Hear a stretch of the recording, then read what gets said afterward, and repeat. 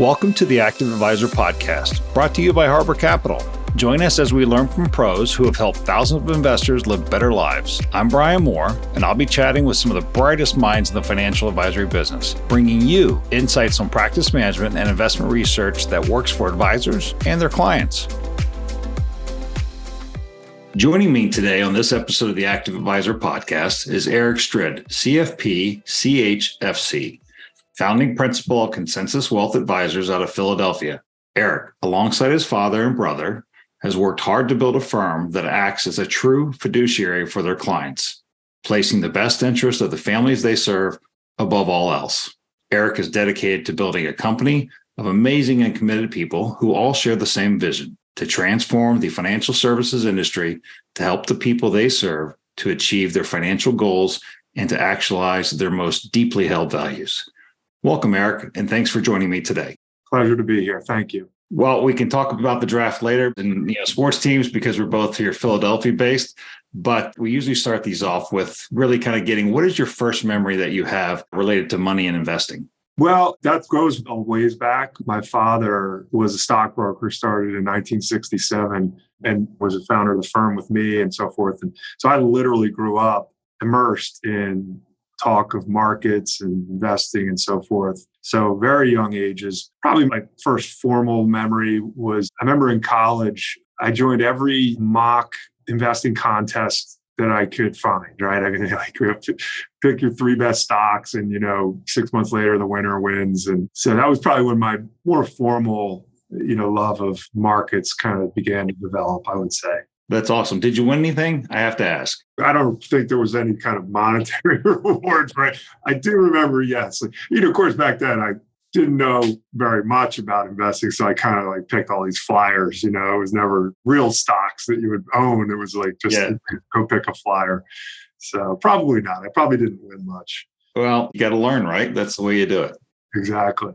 This is actually a great segue into talking a little bit more about business with your family. So back in 2014, you made the decision to break away from Big Wall Street and start your own firm alongside your father and brother. Walk us through that decision to break away and go independent. What has been the best and most challenging aspects of starting your own firm? First, I would say it was an aspiration of mine. I got into the business in 1992. My dad had been at Merrill Lynch for quite some time, and I joined him there. And from the very beginning, I had an aspiration to have our own independent firm for a whole bunch of reasons. I relatively quickly kind of felt a little boxed in by the kind of living in a world of a lot of policy and procedure and bureaucracy. But I think it's just, part of being in a big wirehouse. Anyway, so it was a long aspiration. It took us till 2014 to do it. So it was not easy. But, we finally did it. I mean, just the overall feeling of accomplishment to actualize a goal that I had had for so long was probably the best part of it. I mean, it was really hard convincing our clients to come along. We had, some financial aspects that because we had a real business by that time. So we had to do some financing to kind of get ourselves started with startup costs. My dad had some, deferred comp we were leaving behind. It was kind of high stakes, but we did it, and it was just a huge feeling of accomplishment to do that. Had a great rate of retention with our clients and so forth. I would say, the most challenging part of it, the part that I really wasn't ready for, is I think I really underestimated what it takes, infrastructure wise, to run, an independent advisory business, especially in today's world. We're so technology intensive, and there is a lot of infrastructure to really run, in my view, a world-class advisory firm. So building all that out was a lot harder and took a lot longer than I would have bargained for when we first did it. So that's another kind of phase two of the feeling of gratification is, we got through those first few years and built something that I think is now, a pretty good machine. Well, that's awesome. Let me ask you a question. What do you remember as kind of being one of the most challenging points in that transition? Was it the technology? Was it, the porting over of clients? What really sticks out in your mind as kind of being the one thing you're like, wow, this is the most challenging thing and really kind of came out of nowhere? There's actually a moment I can remember. It was 2014, so I was in my mid-40s, I guess. And we were successful. I was accustomed to making good money and I had a lifestyle. And so, a month after we broke, I went on my spring break vacation with my family, and I'm down in Florida, and I'm like, I'm not going to, let this whole transition stop me from going on vacation. And I could remember being down in Florida on spring break and calling my brother Paul, who works as my partner. And we had a call, and it was just like, we were doing really well. Clients were signing up. Yeah. We had no idea what the hell to do with them once they were signing up. We didn't understand, Schwab's our primary custodian. We didn't understand the paperwork flow. We still were really struggling with the whole idea of us being like an independent, separate from our custodian. At the time we had worked at Wells Fargo, like we work at the custodian. So getting stuff done we just were used to the workflows. Our performance, our reporting software, I remember him saying, and he's a techie, so he kind of knew this stuff, and he was not satisfied with the platform that we had chosen. So now we're like talking about undoing that. And, and I didn't totally understand the technology. That's his thing. So I'm like, I was in a haze, and my mind was spinning. Sure. I can remember that phone call. I will always remember that phone call. That's when it struck me that, oh my God, this is a way bigger project than I ever anticipated it was going to be. And we got a lot of work ahead of us. It was a little discouraging, I will admit. But then, you kind of like dig in, right? It makes you dig in and get fired up to do the work, which we did. And, we got through it and we built it. And, again, looking back now, it's super gratifying that we did. Oh, that's awesome. So kind of carrying that tradition on, you work with your brother and your dad. I know you have 3 kids. Have any of them kind of talked about maybe joining you in the business? My oldest, as a matter of fact, is about to graduate from Villanova University in about a month. And I definitely see in him a lot of the same character traits that I had. He's very interested in the business. He actually interned for us for a summer. And then he also worked at Dynasty Financial, who we are part of their network. They're operated as our kind of middle office. So he interned for them for a summer and actually has just landed a job working up in Manhattan for an RIA firm, which we kind of agreed would be a really cool experience for him. And, I suspect that after maybe a few years of that, we'll probably be talking about him coming in. And I would personally, I would love it. For me, that would be a huge joy. So I hope it happens. No, that'd be great. Sounds like it would bring some kind of overall fruition of carrying the family generational goals together. Curious as to why you picked the name Concentus for your firm. Yeah, people very often pronounce it consensus. It's actually concentus. There's a T in there. And, sometimes we talk about that's an easy mistake. And maybe we picked a name that was maybe a little confusing for clients and so forth. But we've always been values-based in our approach. Our whole idea is that we want to help our clients to actualize their values and the things that are most important to them through their wealth. And, the word that kind of struck with us was harmony. Mm-hmm. Wealth plan that's in harmony with your values. And that's what consentus means, harmony in Latin. So we were kind of kicking around, and I always thought like having like a Latin name would be kind of a cool marketing vibe to have. And we came across that term, and it was harmony, and it just kind of fit for us. That was the origin. That's awesome. Just for the record, I tried to get my daughter to take Latin. She's a freshman in high school. And I was like, you got to take Latin. It's going to help you out, because my German really has not helped me out much. So I was actually I wasn't like a classics major, but I took an awful lot of classics classes. I was actually still, when I was in grade school and high school, they still taught Latin, and I took Latin and Greek. I always loved it. I loved the literature, the ancient literature. And so for me, that was a big part of it, was just, I love the language. I actually think the English language is so incredibly influenced by Latin. And one of the things I value in my own skill set is verbal skills, writing and communicating. And I credit a lot of it to Latin. So there's a tie in there too. Very nice. See, I knew it. I really like the application of harmony and definitely looking backward and understanding where we came from to kind of help us go forward. You've talked about this quote from Roy Disney: "When your values are clear, decisions are easy." If you wouldn't mind saying a little bit more about kind of what that means to you. Yeah, I actually think about that quote an awful lot in life and I actually just wrote a blog about this that got really good traction with folks. One of the things I believe is like life is like just this constant flow of decisions. You wake up in the morning, you're all day long, you're bombarded. What am I going to have for breakfast? What route should I take to work? Who should I marry? What job should I take? So there's big and small decisions, but they're just flowing at you all the time. It's just demanding you constantly to make decisions. And I do believe that there's a high correlation with success comes from having good decision-making skills, like being able to process a whole bunch of decisions and to effectively make them quickly. I've read a lot about how quick decision-making is like a real big hallmark of success. But I think it's hard to make decisions. Like indecision is a big difficulty, and that's what gives birth to procrastination. But when you think about your values, when you boil a decision down to like, wait a minute, what's important? What's the big picture importance to me? How does this decision fit into my big picture vision for this project or for my life or whatever? It becomes clear. The fluff kind of fades away and the decision becomes clear. Of course, we use it with clients in making financial decisions. And again, we're talking about financial decisions that are consistent with your values, your vision for your future and for your life. And I think it really helps people to see that for sure. Oh, that's great. I want to actually circle back to your role at Concentus and how you built the firm. We definitely talked a lot about harmony and values and kind of how you use them as part of your daily, it seems like, life and business. If you wouldn't mind, talk to us a little bit about your role as co-founder. Are you serving in client-facing capacity today, or are you driving the operation from behind the scenes? Yeah, so I'm client-facing for sure. I mean, my brother Paul and I think, have really great complementary skill sets. Walt Disney and Roy Disney.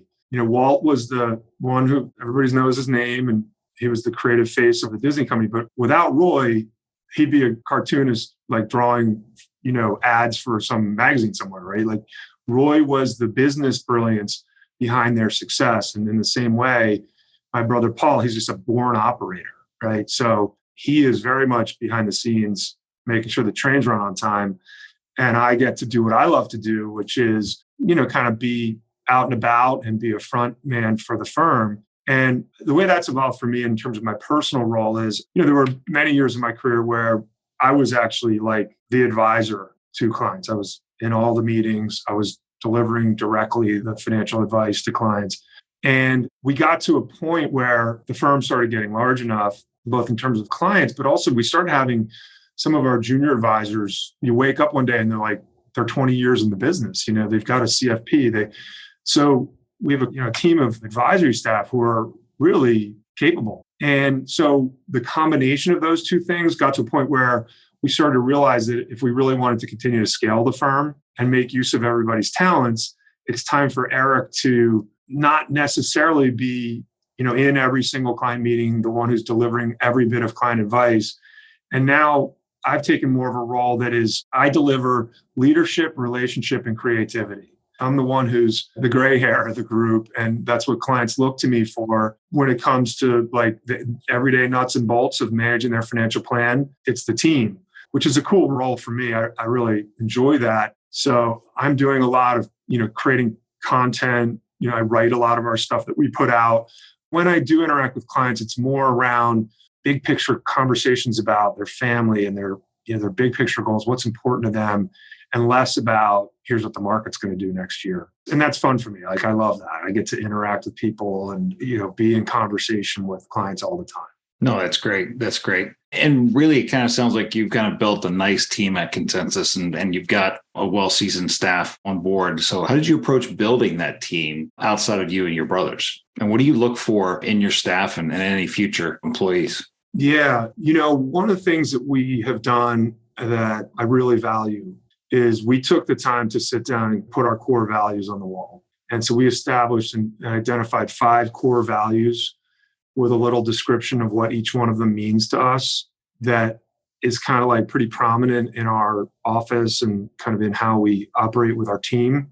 And what we started doing was really using those values as our interview process. When we're hiring somebody new, like we look at their resume and we want to know that there's a skill set there, but we really often say, we can train almost anybody to fit the role.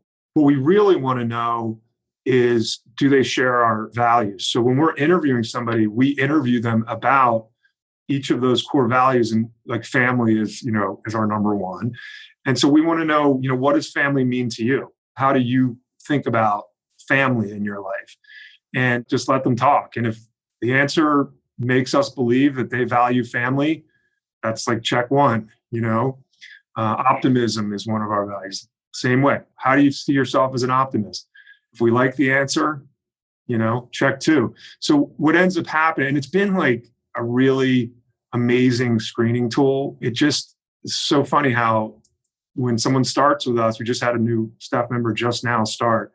And within a week, you can just see like they're right in with the fabric of our culture. It takes no time at all. And my thing is the technical skills, that's table stakes, right? Like, of course, they're going to have the technical skills. What I want is a really great culture and a team that operates well together. And that has been a great way to make that happen. No, that's great. And it really kind of dovetails in nicely to the next question. It's very evident that you and your brother and your father have created and fostered basically a company that cares about not only its employees, but also its clients. And you have, your brother, it sounds like, lets you kind of have some of the honors of being in a position of being an advisor and being kind of the face man.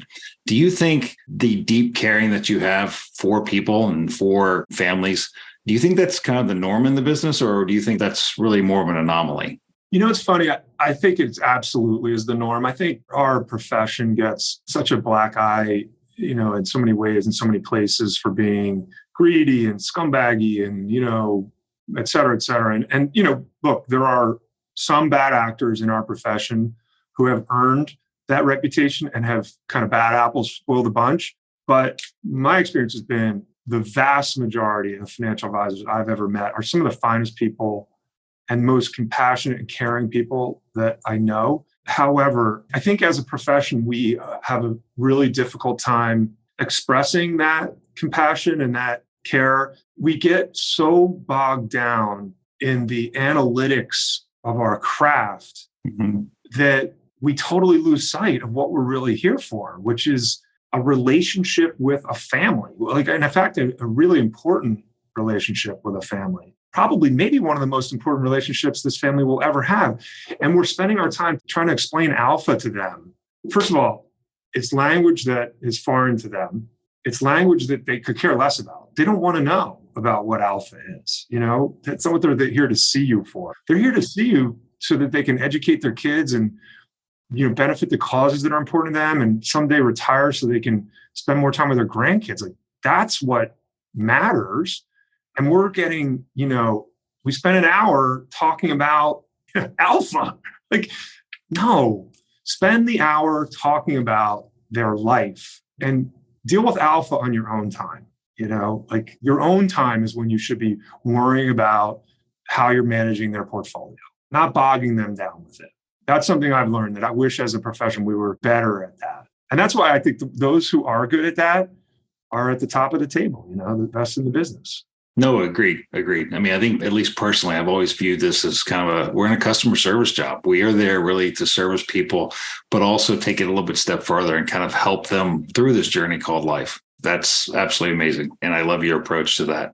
So growing up, though, you grew up the son of a stockbroker. So it definitely sounds like you've made, kind of in school and everything else. I'm sure your parents and family have taught you along the way as well. But growing up the son of a stockbroker, I'm sure hearing around the house, you had to hear about kind of the markets and, really listening as a kid to those technicals and kind of the alpha. In your investment philosophy, you state that equities are better than anything else.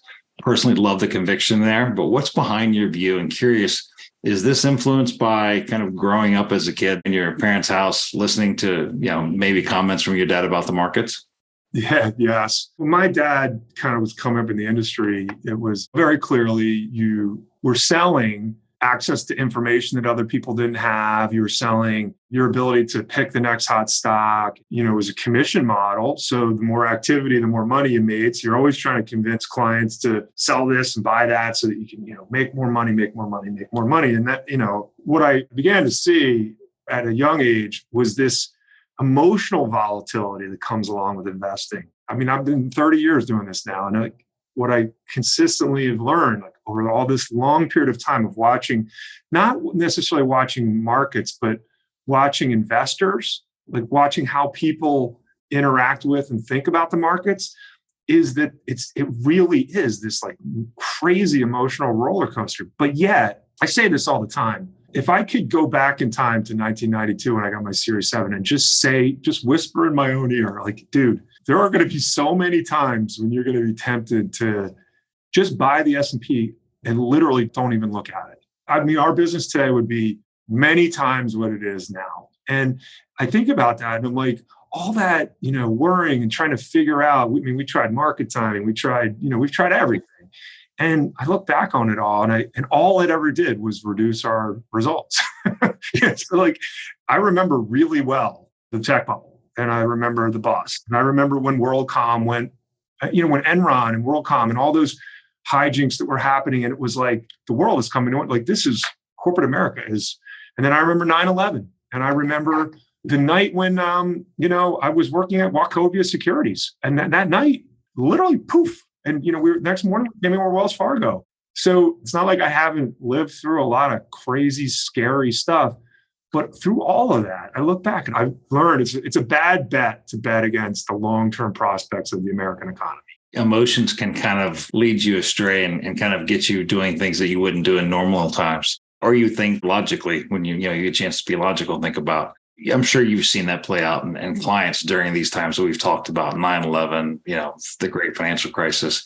Do clients ever challenge you on your conviction in equities, especially when it comes to the latest thing off the shelf, the latest trend in cryptos, NFTs, even, boring old bonds? Of course they do. I mean, it's fortunately now we've gotten our practice to a place where that happens much fewer and further between because we really, I'm actually a big Nick Murray kind of apostle, and I love the stuff he writes and his philosophy. But as he says it, the body can't store vitamin C, which is why you have to have boosters of vitamin C all the time.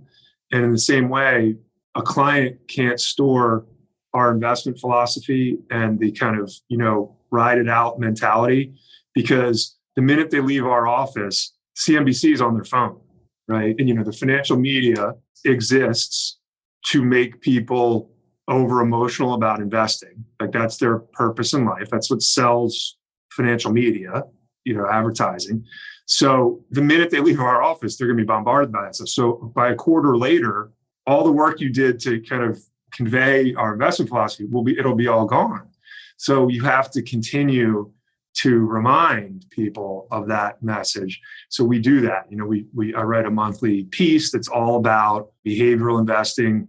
At every review meeting, we're kind of hitting on that. So because we built a solid infrastructure around that, I think it happens a lot less, but it still happens. No, definitely. I mean, I like to consider myself a little bit of a student of the markets. And I've always kind of believed that the markets are always forward looking. They're at least looking 6 months to a year out. And that's kind of how I've had to train myself to kind of, keep an eye on the present, but also keep looking towards the future, which contributes hopefully to optimism. Looking out next 2 to 3 years, are there any specific growth areas or other goals you're focused on as a business? Oh, yeah, definitely. I mean, we are actively trying to really grow our firm. Our 10-year goal is 2 doubles, which, is lofty, but especially because, we have a decent sized business now. So it's easy to double when you're doing, $100,000 in revenue. But yes, we have one staff member who's a little older than me, but, we got some young people on the team here, and I'm starting to get to a place in my life where my kids are getting through school and I've done well and I've made some money and everything. And I really am starting to think a lot more about taking Concentus to a place where I can leave it to either my kids or to our staff in a place where they really have something that they can run with. That's something that really gets me out of bed these days and excites me. Yeah, so I'd say our 10-year goal is 2 doubles. Our immediate near-term goal is $1 billion in assets. We're just a little short of that. That's hanging on the wall in the break room is, $1 billion. That's the near-term goal. Nice. Well, hopefully we get some market movement and can kind of help you contribute to that. We're going to kind of shift gears here a little bit. Definitely, because you mentioned your kids and possibly, putting maybe the finishing touches on your business to leave it to your kids to run with and take it. What is a skill that you believe an advisor starting out on their journey today should focus on developing? Listening. We, as a profession, that's another thing we do is we talk way too much. We talk about values-based planning and helping people to achieve what's important to them. Well, you can't do that unless you listen to their story. Another guy I've considered a mentor is Bill Bacharach. It's called values-based financial planning. That's his kind of training mechanism. And he talks about how a client meeting should be the 90-10 rule. that they should be doing 90% of the talking, you should be doing 10. And the 10% you are talking should be simply to be asking a question. So we talk about it all the time. Like people, that's what they want to do. They want to tell their story. They want to talk about themselves.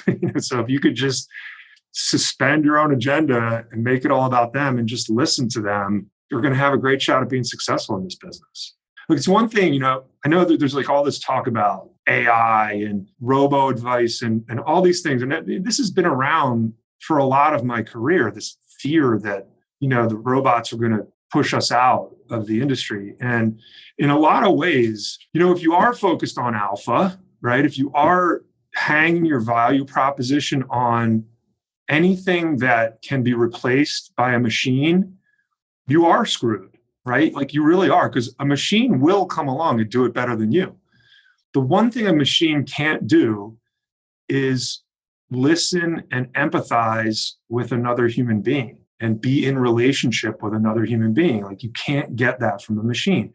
So put your value proposition on the one thing that you can't be replaced for. And that is, this ability to listen and to connect. Couldn't agree more. Really couldn't agree more. And we wish you all the luck. And I'm sure you will hit those 2 doubles. That's definitely the goal. Let's hope it happens. There you go. Fingers crossed. So when we transition, I've got a couple of closing questions for you. We at Harbor believe wholeheartedly in active management, but every financial professional has their own take. What's your philosophy and where does active matter most? Yeah, I am very much a Nick Murray apostle on this point, and that is that I really don't have enough of an opinion because I believe it's such a distraction from some of the things that are more important. I think you can get great investment results from active management and you can get great investment results from passive management. I actually wrote an article one time that talked about so if investor A 10 years ago did all this research and figured out the best performing active managed portfolio over the next 10 years, like if you had a crystal ball and I bought the S&P 500, but investor A, when COVID hit, panicked out and sold that fund at the bottom of COVID and wasn't in it for the ride up, who cares that they picked the best fund? I still won. So the behavioral decision to either be in the market or not, same thing with 08 or whatever, that was the thing that mattered. It wasn't necessarily that the fund performed, it's investor return, not investment return. So I view it as a major distraction. I think active management, certainly there are active managers out there who are great.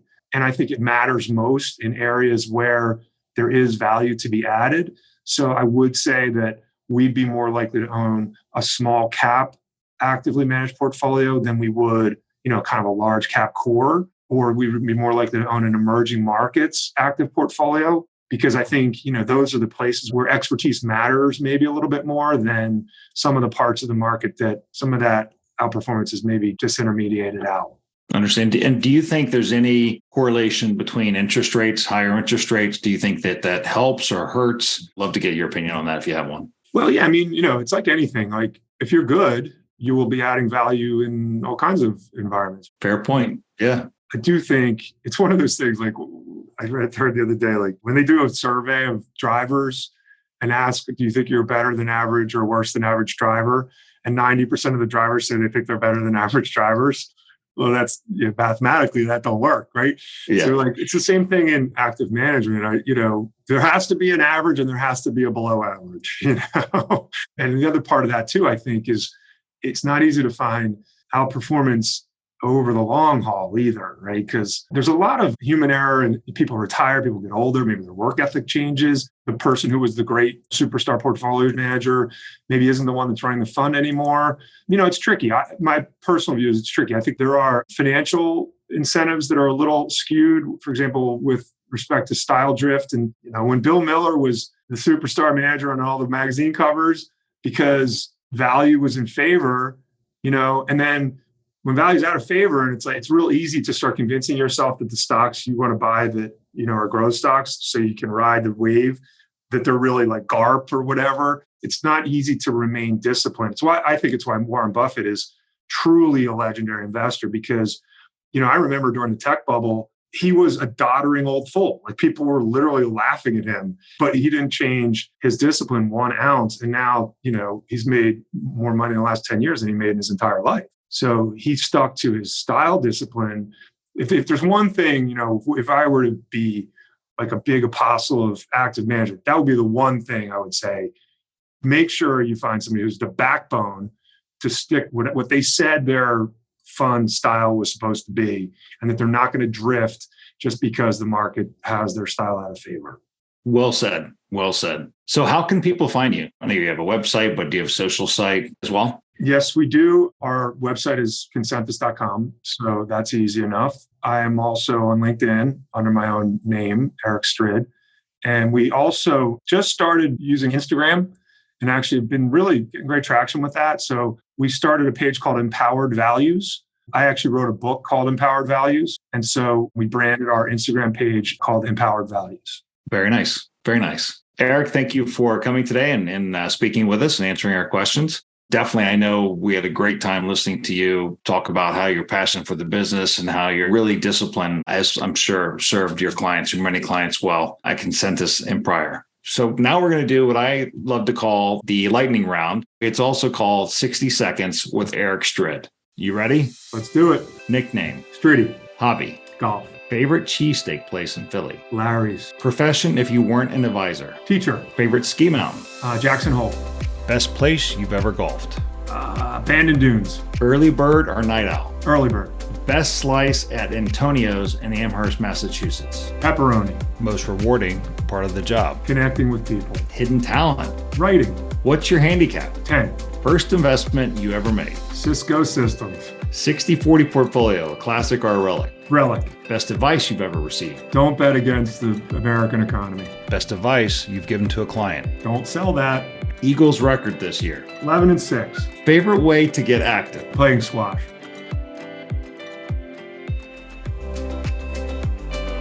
Whether you're a seasoned advisor or just getting started, the Active Advisor, brought to you by Harbor Capital, offers professional insights for the financial advisor community. Visit us at harborcapital.com to learn more. And don't forget to subscribe to the Active Advisor on Apple, Spotify, Google Podcasts, or wherever you listen to podcasts to stay up to date on investment trends, tried and tested research methods, and what your industry peers are up to. From all of us at Harbor Capital, thanks for tuning in.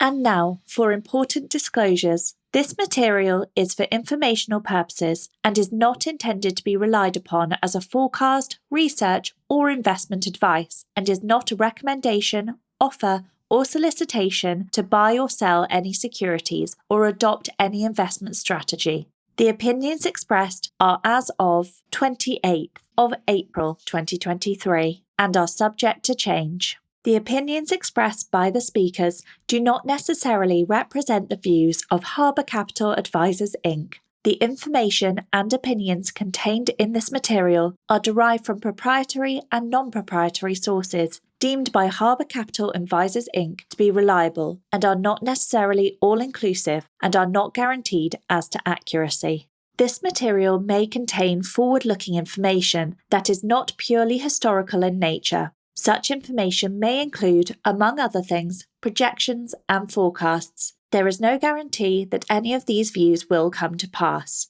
This material may not be representative of the experience of other individuals. Reliance upon information in this material is at the sole discretion of the viewer. This material is not legal, tax, or accounting advice. Please consult with a qualified professional for this type of advice. Investing involves risk, including the risk of loss. Specific companies and issuers are mentioned for educational purposes only and should not be deemed a recommendation to buy or sell any securities. Any companies mentioned do not necessarily represent current or future holdings of any investment products. Harbor Capital Advisors, Inc. does and may seek to do business with companies covered in this podcast. As a result, listeners should be aware that the firm may have a conflict of interest that could affect the objectivity of this podcast. This material is prepared by Harbor Capital Advisors, Inc.